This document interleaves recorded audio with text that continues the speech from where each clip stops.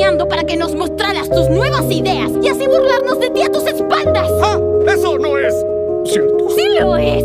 ¡Eres un anfitrión horrible! ¡No te importamos nada!